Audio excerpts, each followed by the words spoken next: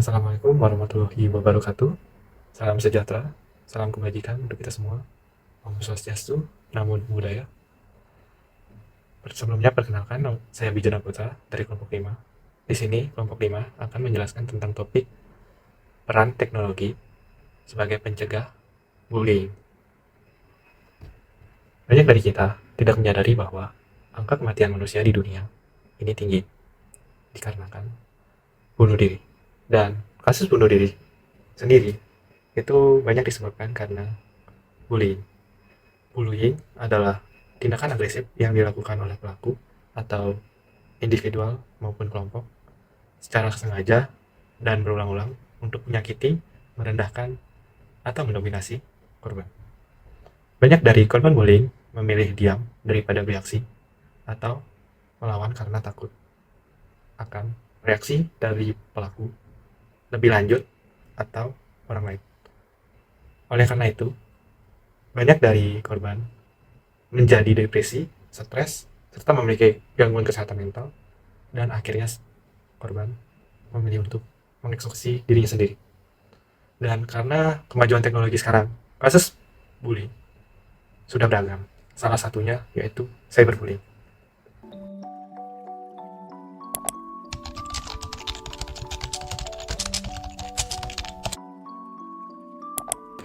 Cyberbullying adalah bentuk perundungan yang terjadi di dunia maya melalui platform digital seperti media sosial, aplikasi chat, game online, atau forum diskusi lainnya.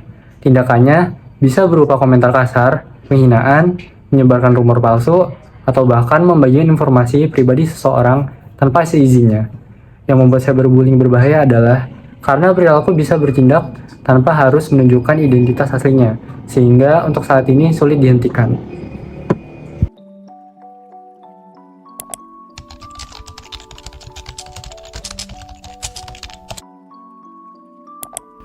Adapun dampak psikologi bagi korban bullying, yang pertama yakni pada kesehatan mental seperti depresi, kemudian yang kedua kecemasan yang berlebihan, yang ketiga merasa tidak dihargai, yang keempat prestasi menurun, dan yang kelima yakni gangguan tidur.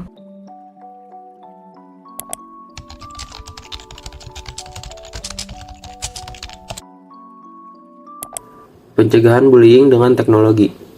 Yang pertama ada pemantauan aktivitas online, yang kedua ada edukasi digital, yang ketiga ada filter konten dari laporan dan blokir pengguna, yang keempat ada program dukungan korban.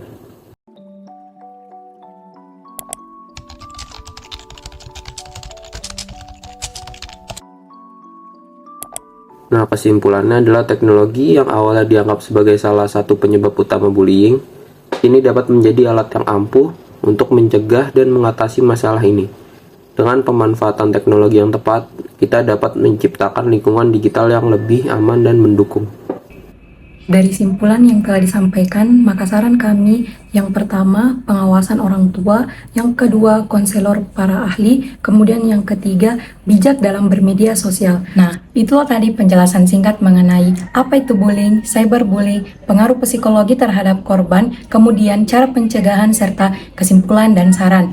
Selanjutnya, marilah kita mendengarkan hasil wawancara mengenai bullying ataupun cyberbullying.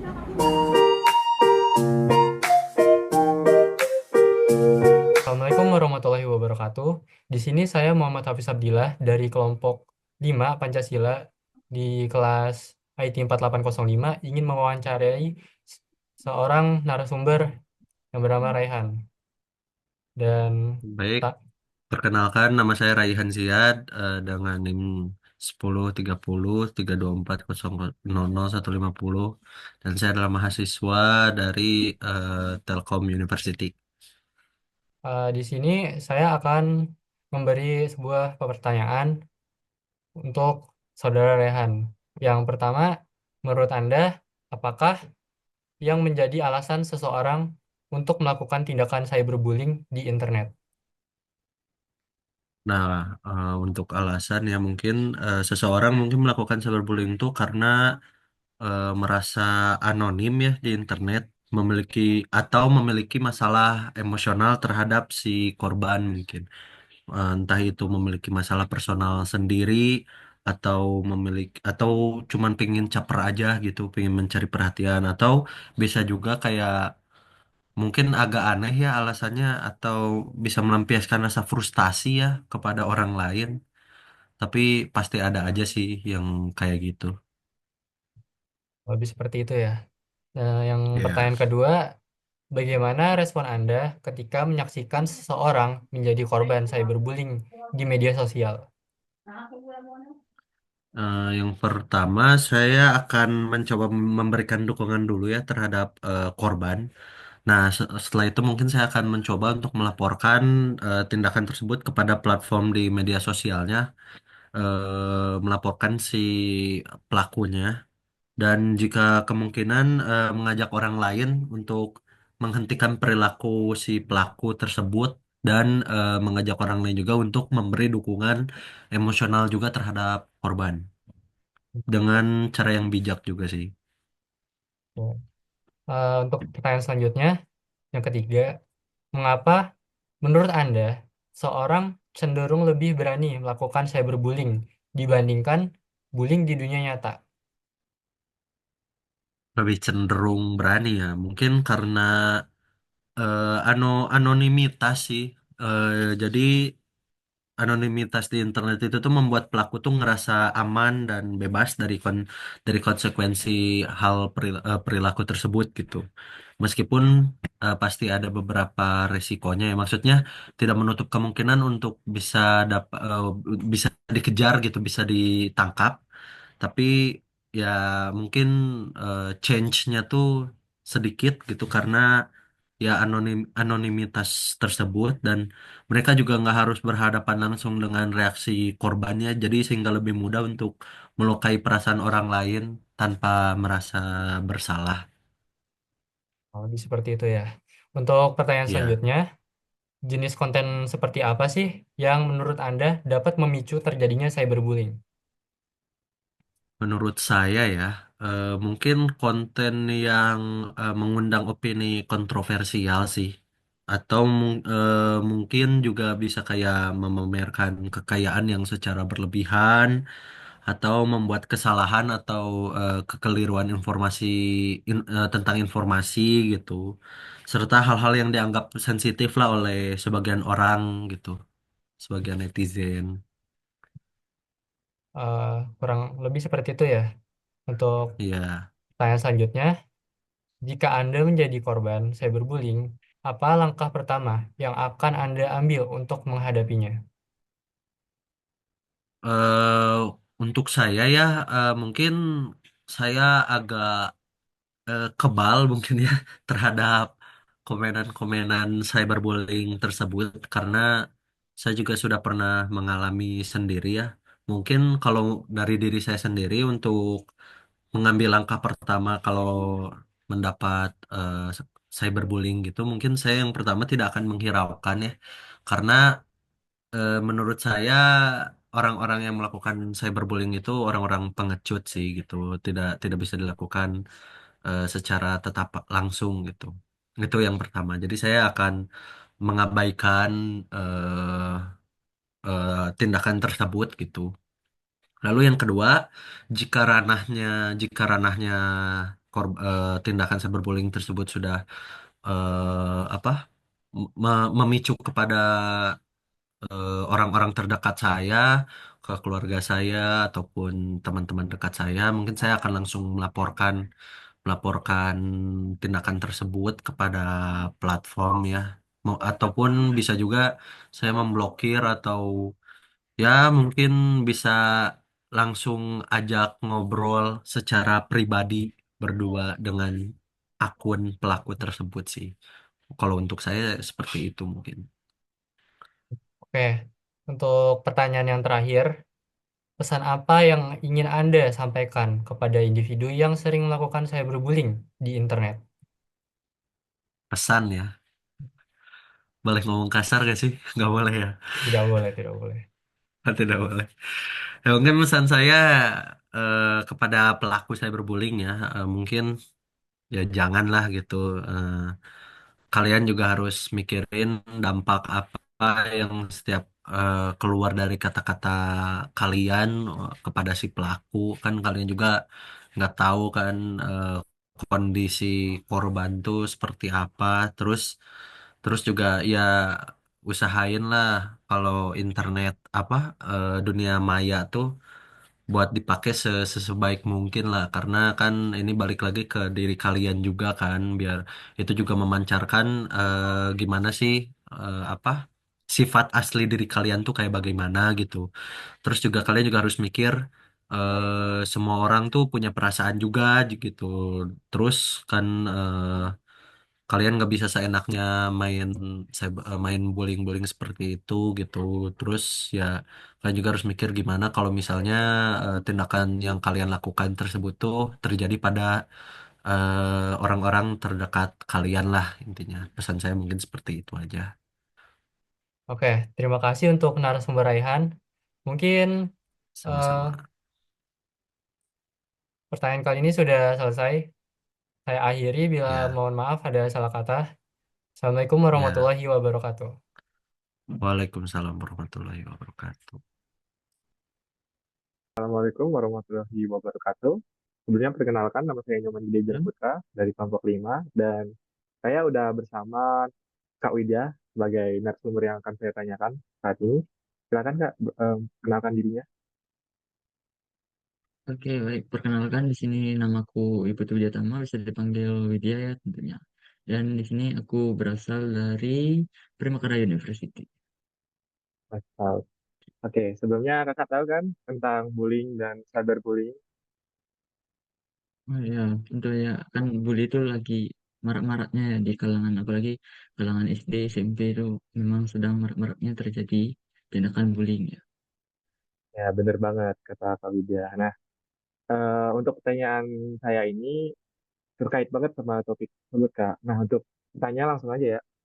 Yang pertanyaan pertama, menurut Kakak, apa yang sebagai motivasi seorang untuk melakukan bullying atau cyberbullying?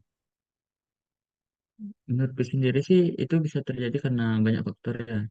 Yang dimana di antaranya itu bisa jadi dari masalah pribadinya, kurangnya empati dari dirinya sendiri, kemudian mungkin ada pengalaman traumatis yang mereka sempat alami sebelum mereka menjadi pelaku bullying juga. Terus misalnya ada juga yang mungkin melakukannya karena dia merasa unggul gitu dari segi fisik maupun mungkin dari segi ilmu pengetahuannya. Jadi dia tuh merasa seakan dia tuh berkuasa, makanya dia membuli. Terus kadang juga orang tuh menjadi pelaku bullying itu tidak sadar kalau mereka tuh juga butuh pertolongan untuk mengatasi rasa insecure ataupun rasa kemarahan yang mereka pendam mungkin dari beberapa hal, contohnya seperti mungkin mereka sempat dulunya dimarahi oleh orang tuanya, dipukul, dan kemarahan itu mereka pendam dan akhirnya mereka lampiaskan kepada orang lain dan akhirnya terjadilah perilaku bullying seperti itu. Oke, baik. Terima kasih atas jawabannya. Untuk selanjutnya ya, pertanyaan selanjutnya. Bagaimana tanggapanmu tentang banyaknya kasus bunuh diri dikarenakan bullying dan cyberbullying? Oh, untuk tanggapan saya sendiri kasus bunuh diri akibat bullying ataupun cyberbullying ini ya cukup tragis juga ya dan cukup menyayat hati juga karena kan ini ngebuktiin tuh berapa besar dampak psikologis dari bully itu terhadap seseorang. Kadang gitu kita nggak nyadar misalnya dari hal-hal kecil yang kita lakukan ini dari sudut pandang pelaku bullying tentunya, dimana kita mungkin um, misalnya mengejek itu merasa melakukan hal-hal yang sepele terhadap korban bullying, tapi mungkin dari sisi korban itu akan berdampak besar ya. Misalnya dari kata-kata ataupun perlakuan yang kita lakukan tuh bisa menyakitkan buat orang lain padahal kita menganggapnya itu sepele. Nah, aku rasa ini juga menjadi pengingat buat kita semua untuk lebih peka dan berhati-hati dalam berinteraksi juga berbicara kepada sesama kita kayak gitu. Oke. Untuk pertanyaan selanjutnya, eh, gimana nih jika kakak sendiri diposisiin sebagai korban bullying atau cyberbullying, apa yang kakak akan lakukan? Kalau misalnya aku yang jadi korbannya, mungkin hal pertama yang akan aku coba lakuin itu yang pastinya itu mencari dukungan dari orang-orang terdekat atau pihak-pihak yang bisa membantu ya. misalnya teman, keluarga, maupun mungkin kalau dalam lingkungan kita, khususnya contoh kampus, itu bisa mencari dosen pembimbing ataupun misalnya dosen konseling ya. Terus itu juga penting banget biar kita tuh nggak ngerasa sendirian dalam situasi kayak itu. Terus aku juga bakal nyoba untuk tidak terlalu eh, terpengaruh gitu dengan kata-kata jadi orang-orang yang mau menjatuhkan ataupun mau membuli gitu ya secara fisik itu. Meskipun itu kenyataannya pastinya nggak gampang ya. Tapi yang paling penting itu jangan biarin itu merusak mental kita. Oke, banget ya. Terima kasih. Nah, untuk pertanyaan selanjutnya, jika kakak, orang terdekat kakak nih, atau teman kakak sendiri, adalah seorang korban bully atau cyberbullying ini, apa yang kakak bakal lakuin? Kalau misalnya teman atau orang terdekatku nih yang jadi korban bullying, ya pastinya aku akan mencoba sebisa mungkin untuk mendukung mereka ya, untuk keluar dari lingkaran bullying itu sendiri. Kemudian aku akan nyoba buat bicara sama mereka, dengerin keluh kesahnya mereka, dan coba untuk bantu cari solusi buat mereka. Kalau misalnya perlu juga, aku juga bakal bantu mereka untuk ngelaporin ke pihak yang berwenang atau cari bantuan yang profesional. Yang terpenting itu kan memberikan mereka rasa aman dan tahu kalau mereka tuh nggak sendirian. Itu bisa. Oke, terima kasih. Nah, untuk pertanyaan kelima ini hampir mirip ya sama pertanyaan yang keempat, tapi bedanya itu kalau misalnya kakak sendiri punya teman atau eh, orang terdekat yang jadi pelaku bullying atau cyberbullying, gimana perilaku kakak bakal? Nah, kalau misalnya aku sendiri tahu nih temanku atau orang-orang terdekatku yang jadi pelaku bullying, aku pastinya bakal nyoba bicara sama mereka dengan cara yang baik yang pertama ya. Kemudian ngasih pemahaman ke mereka tentang dampak buruk dari bullying itu sendiri. Aku juga bakal ngajak mereka untuk berpikir lebih dalam tentang kenapa sih mereka melakukannya dan gimana kalau misalnya mereka jadi korban. Terus kan kadang juga pelaku bullying juga butuh bantuan untuk mengatasi masalah mereka sendiri. Jadi menurutku di sini yang penting itu adalah memberikan mereka kesempatan untuk berubah untuk seperti itu kok bisa. Iya, untuk berubah ya.